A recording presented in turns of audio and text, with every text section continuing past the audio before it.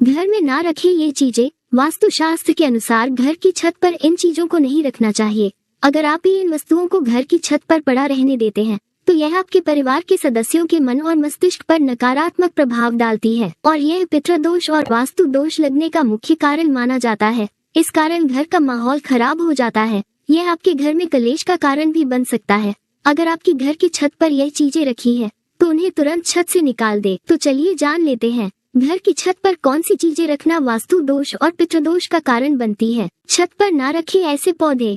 कई लोग को घर की छत पर फूलों के पौधे लगाना अच्छा लगता है। हम अलग अलग फूलों के पौधे अपनी छत पर लगा लेते हैं और उनकी तरफ ज्यादा ध्यान नहीं देते, लेकिन इस बात का अवश्य ध्यान रखें जिन पौधों पर धूल मिट्टी जम गई है या वे सूख चुके हैं तो उन्हें घर की छत से तुरंत हटा देना चाहिए। झाड़ू या जंग लगा लोहा। ऐसा माना जाता है घर की छत पर झाड़ू, जंग लगा लोहा या टूटी हुई लकड़ी जैसी चीजों का संग्रह नहीं करना चाहिए। अगर हम इन चीजों को घर की छत पर इकट्ठा कर लेते हैं तो इससे घर में नकारात्मक ऊर्जा प्रवेश करती है। इसके अलावा घर की छत पर रस्सियों का बंडल भी नहीं रखना चाहिए। वास्तु के अनुसार यह अशुभ माना जाता है।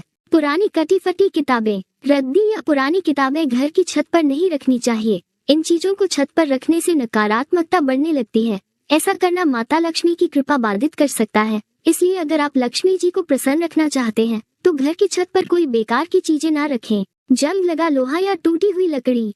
घर की छत पर जंग लगा लोहा और टूटी लकड़ियां रखना वास्तु शास्त्र के खिलाफ माना जाता है। इन चीजों से घर की नकारात्मक ऊर्जा बढ़ने लगती है, जिस कारण घर के सदस्यों में तनाव और परेशानियां बढ़ सकती है। खराब फर्नीचर या कबाड़। कई लोग पुरानी चीजें या खराब फर्नीचर छत पर रख देते हैं, लेकिन ऐसा करना ठीक नहीं माना जाता है क्योंकि इससे लक्ष्मी माँ नाराज हो सकती है।